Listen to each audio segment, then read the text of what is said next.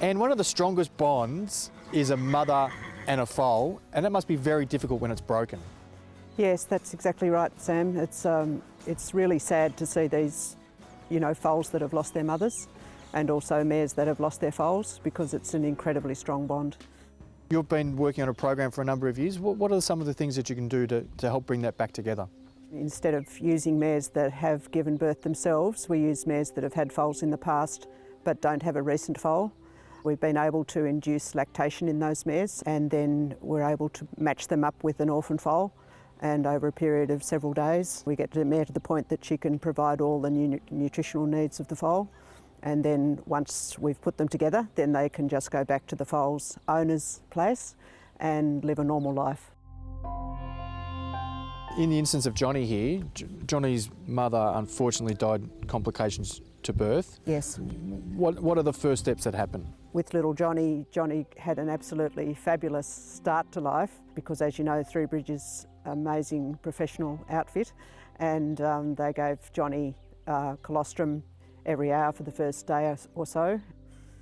Colostrum is it's the first milk that the mare produces for the first couple of days, and it's full of proteins called antibodies. Most young animals make their own antibodies from a very early age, but foals don't start making theirs till they're 6 weeks old. So they're relying to stay alive and infection-free from what they get from the mare.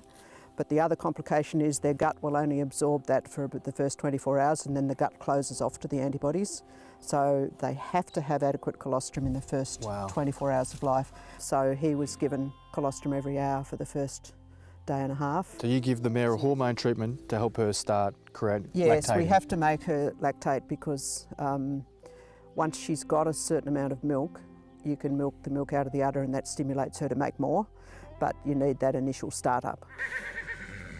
With a nanny mare, because they're having milk depends on them giving birth to their own foal. Mm-hmm. So in that case, when the nanny mare's at stud with, let's say Johnny had a nanny mare instead of her, then she would have to be put back in foal, because to be useful the following year, she has to have her own foal. Wow. Right, so that's another advantage with Annette. Never has to go near the stallion. Again, she can just take on this non-pregnant, and it's also, that's an expense that normally the nanny mares, the people like Johnny's owner, would be paying to put the nanny mare back in foal as part of the deal. And Annette's taken Johnny on as her own, and she's convinced that he's hers. Well, we ticked the box here. Yeah, that's right. With this is a program that you would like to take further? Yes, well, we don't see why it couldn't be used much more widely than it is at the moment, because I think the main problem is, Sam, that not many people know that it exists. Quite a lot of people have tried helping mares to have milk, and it hasn't been successful. So that's the value of our program, is that we have been able to document over a number of years that we've done it this way, and it has definitely worked. So that's a really good base for other people to build on.